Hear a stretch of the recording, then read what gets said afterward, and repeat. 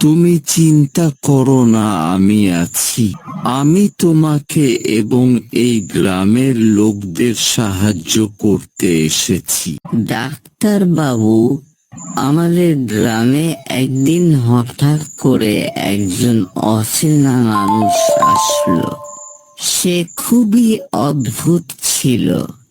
সে এসে বলল যে সে বাইরে থেকে এসেছে এবং এখানে এসে অসুস্থ হয়ে পড়েছে।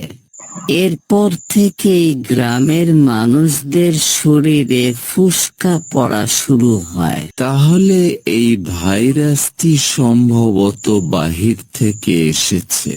এটা খুবই বিপজ্জনক।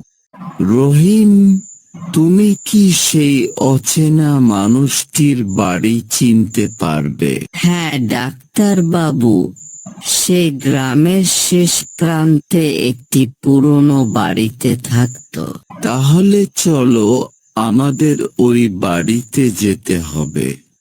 আমাকে দেখতে হবে সেখানে কি ঘটেছে। যদি সেই মানুষটির কাছ থেকে ভাইরাস ছড়িয়ে থাকে, তবে সেটিকে রোধ করতে হবে। ঠিক আছে ডাক্তার বাবু, আমি আপনাকে সেই বাড়ির পথ দেখিয়ে নিয়ে যাব।